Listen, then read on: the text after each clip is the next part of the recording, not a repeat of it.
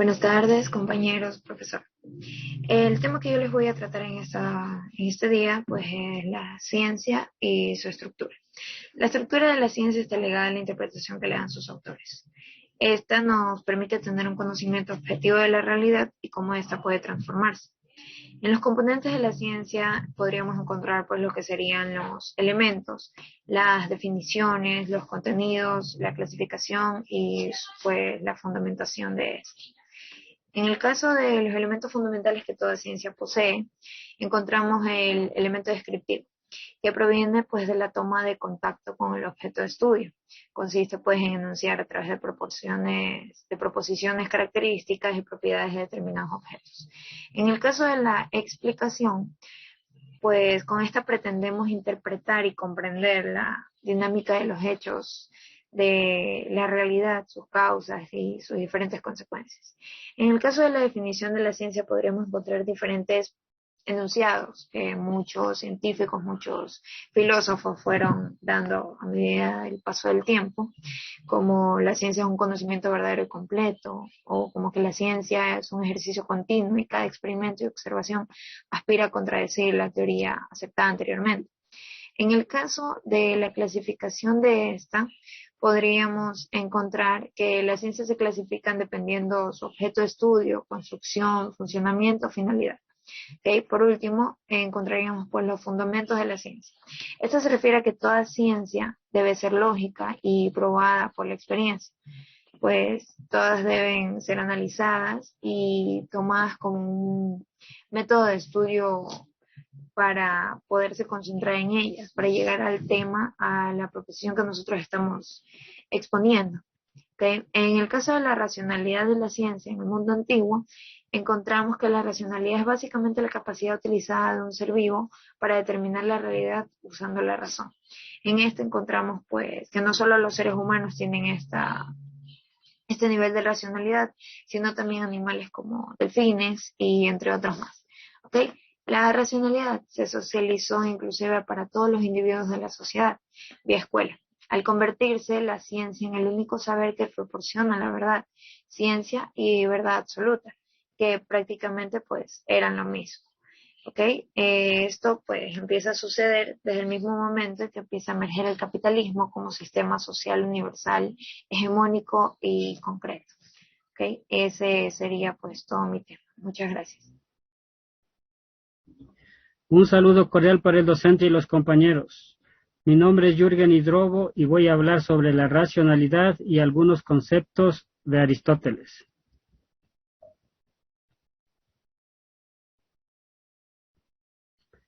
La racionalidad es el cambio de paradigma de cómo las creencias teístas, metafísicas y mitológicas pretendían dar una explicación de las cosas y fenómenos de la naturaleza y de la sociedad. Platón y Aristóteles utilizaban la deducción para llegar al verdadero conocimiento o epísteme. Platón también decía que debía estar basada en la intuición y el razonamiento para poder llegar al epísteme. Aristóteles decía que la intuición intelectual y la lógica formal o silogismo llegaban a la conclusión de la deductiva. Además, la lógica formal o silogismo tenía premisa mayor y premisa menor. Aristóteles decía que las personas que pretendían conocer más allá de lo habitual era un ser prudente y desde una perspectiva práctica indagaba al mundo para desarrollar su carácter y virtudes. El pensamiento aristotélico es válido para indagar aspectos propios de la racionalidad humana. El concepto de silogismo está dividido en ejemplos de teoría conceptual y práctico.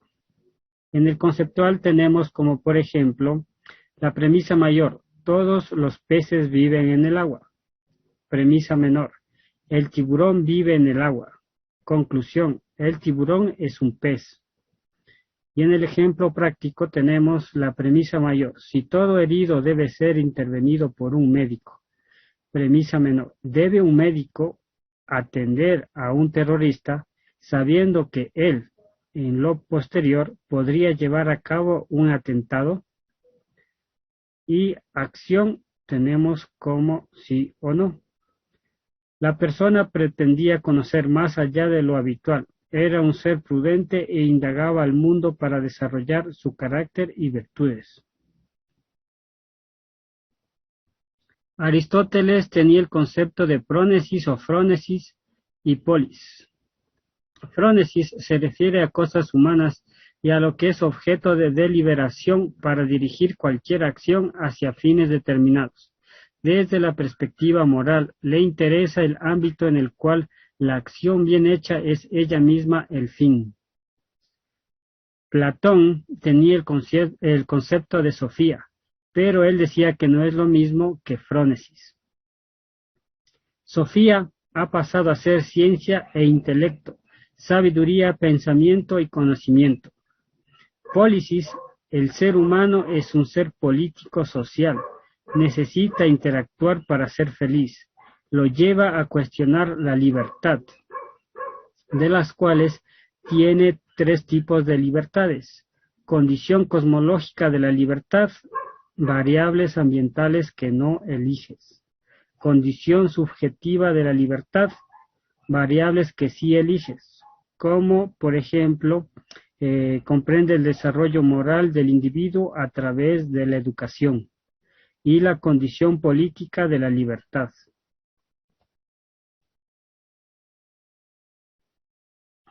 Aristóteles tenía el concepto de logos y tecne o técnica. Logos se comprende como el lenguaje y la razón. El ser humano se vale de la técnica para alcanzar logos. La técnica no es exclusiva del ser humano, alude al arte de la creación de figuras. Su enseñabilidad está ligada a la inteligencia. La técnica también aporta precisión. Buenas noches, licenciado. Buenas noches, compañeros. Mi nombre es Rosa López y hoy les voy a exponer sobre el carácter hermenéutico y contemplativo de las ciencias formales.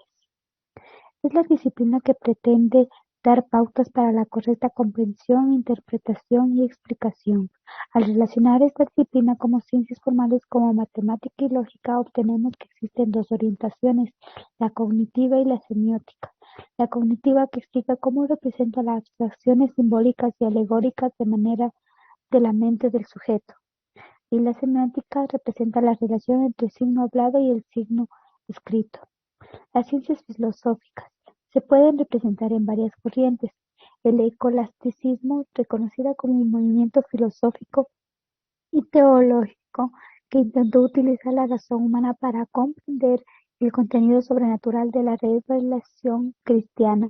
Pensadores como Santo Tomás de Aquino y San Agustín sostuvieron una amplia variedad de ideas en filosofía y teología. Un autor que representa gran relevancia fue David Hume, nacido en Escocia en 1711.